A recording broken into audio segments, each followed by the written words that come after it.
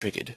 For example, if today being the 20th, if you run daily processing today and you've got someone's credit card expiring on the 30th, and you've set the letter to go out 10 days before the 30th, it's going to print that letter for that customer today. So it sort of works backwards in time and looks at who's due to be processed. And it does that to ensure that they've got enough warning to be able to pay things on time and so on. So to start daily, I'll just click on the button. And what StorMan is just informing us is that it's not going to do a backup because it's already done one for the day. Normally what StorMan does when you first run daily is it will do a backup first, just in case something goes wrong. You can always revert back to the backup in the system. And that in no way should replace the backup that you do normally every day anyway, because we do recommend you burn a backup of StorMan to a CD or to a USB stick, something like that, every day and take it off site. That's just in case something happens to the facility. Maybe there's a fire, a flood, the computer breaks, there's a virus, or it gets stolen. That way you've got all your StorMan data off site on a little CD or USB stick.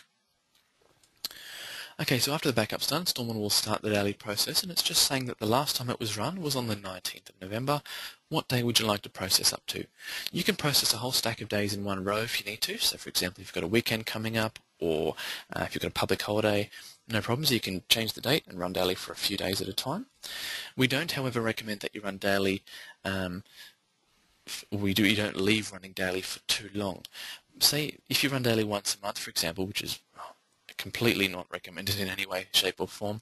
What StorMan will basically do is that if you think about it, StorMan's about to bill someone for their rent.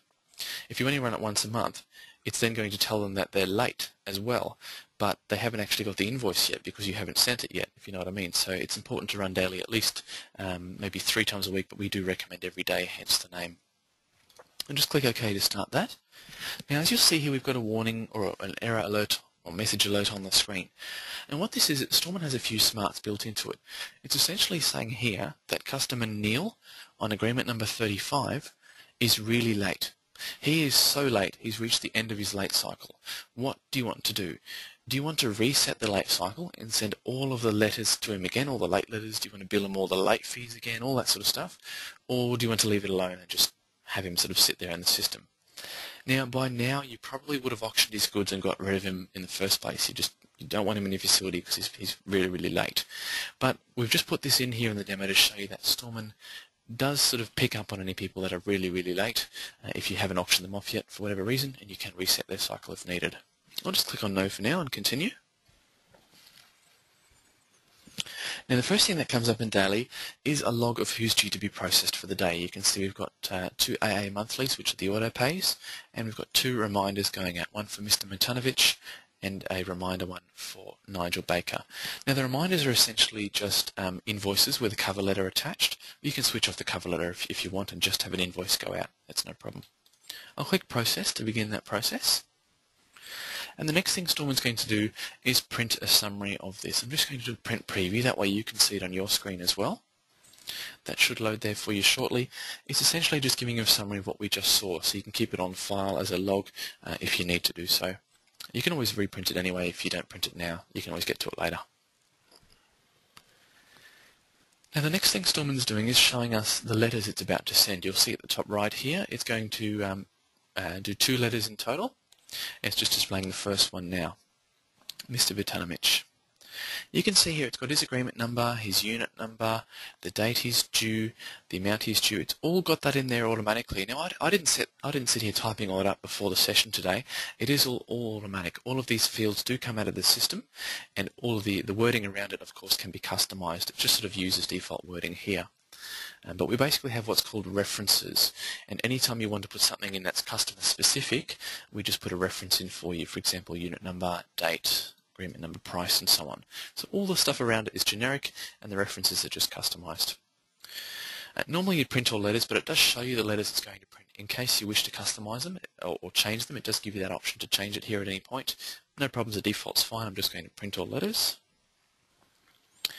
And as you'll see there, StorMan is also set up to be able to print envelopes.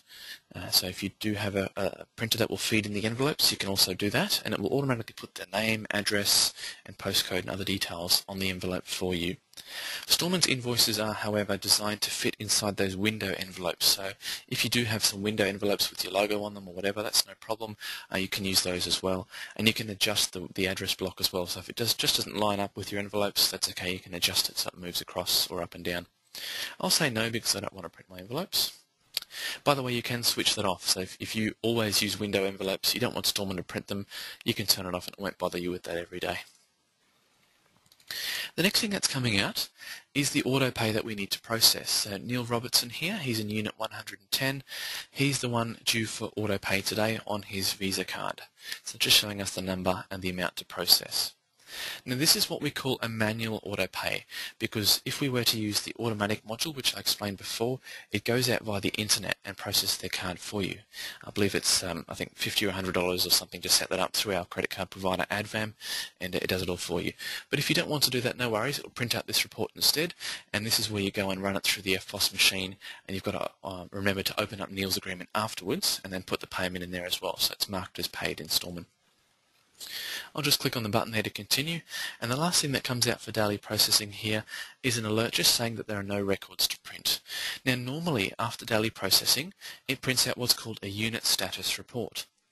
Now if you've got someone who's really late and they're now in the overlock stage, the unit status report would give you their name and unit number and inform you that you have to go out and put an overlock on their unit. So the unit status report just gives you a status of any units you've got to go out and do something to. For example, put overlocks on, and by the same token, take overlocks off. So if you had someone who was really late, they've just paid, and Daily's realised, yep, they've paid, the unit status report will also say, well, you've got to now go and take the overlock off. That's daily processing done. Now you'll see shortly in the top left-hand corner, it'll flicker a few things as it runs some really quick checks in the background. There we go, just a little progress window appearing.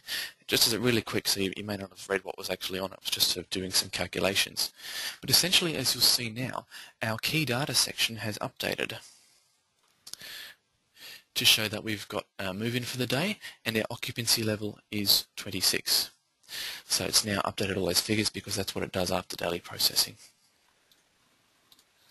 I'll just turn that highlighting off. Now the last thing I'm going to show you today is the banking function.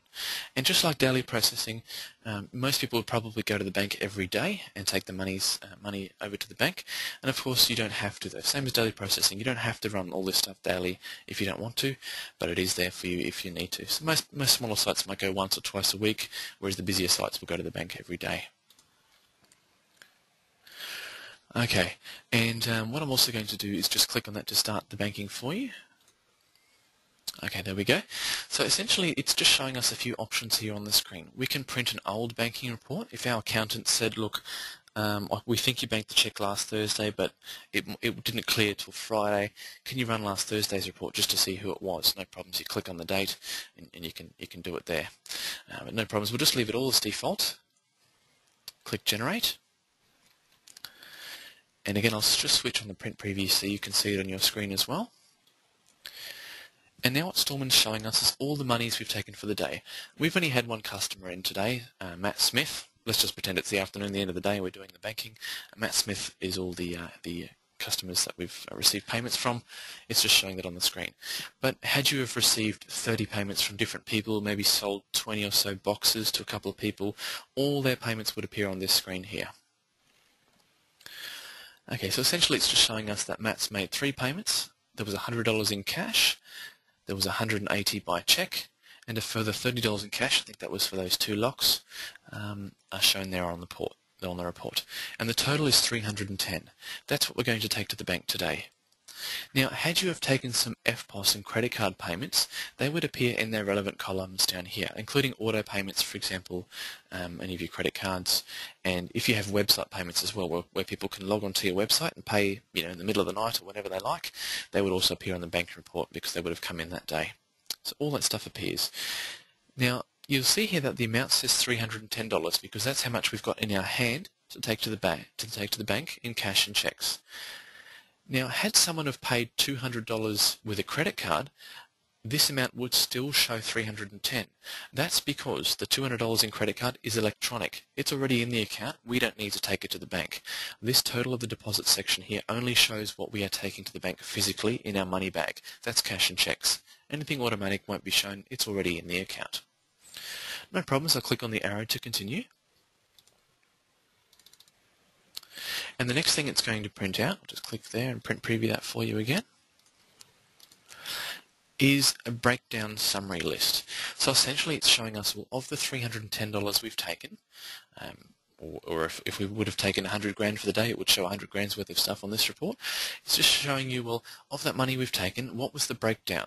Well, $150 worth was rent, $70 worth was deposits, $30 worth was locks, proxy cards $50 worth, insurance $10 worth, and so on.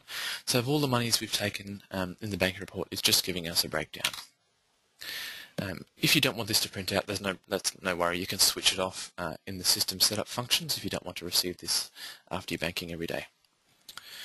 Okay, once we continue, the last thing it's going to ask us on the banking is, do you wish to reset these new receipts to be banked? Now, essentially what that means is, are you going to go to the bank right now or soon and bank those things?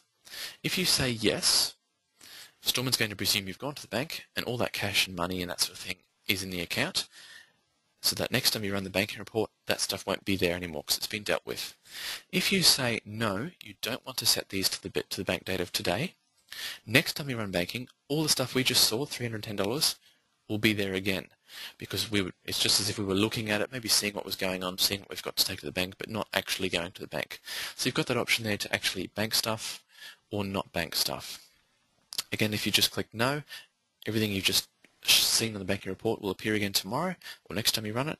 If you click yes, StorMan's going to think it's all been banked and won't worry about it again. We'll just click on yes, and all those receipts are now set to bank. If I do open up Matt's agreement again quickly for you, come across to the transactions page, and I'll just show the history so we can see everything that's going on. If I then just come into one of our payments, for example this check here, and click on the modify button, you can see that this check has a date banked. So it's now been set in the bank account. Okay, so that's been done there. It's all done, all banked. Okay, well that essentially brings us to the end of our demonstration today for StorMan Professional. Thank you very much for your time and your attention and also your questions. If you do have any questions still, I'll be online for another 5 minutes or so just pop them in the questions panel and I'll answer them for you. I can also unmute you if you like, and that way we can have a two-way conversation as opposed to just a one-way as we're having now, and we can have a chat about any other features, functions. If you want to download this demo for yourself, you can actually get it for free off our website, www.storman.com or storman.com.au, same thing. There's a button there to download a free demo, and you'll get the exact same one I've got with the exact same people, Rob, Ian, Chris, and so on. You just won't get Matt because he's a new one I put in. But you can have a play with it yourself and put one in and see what it does, change the billing plan, and so on. And also, if you need more information on AdVam or any of those credit card modules, just let me know. Thanks again. My name was Andy. I hope you've enjoyed this session today. I hope it was useful for you. I'll be online for another 5 minutes to answer any questions, and I hope you have a great day. Thank you.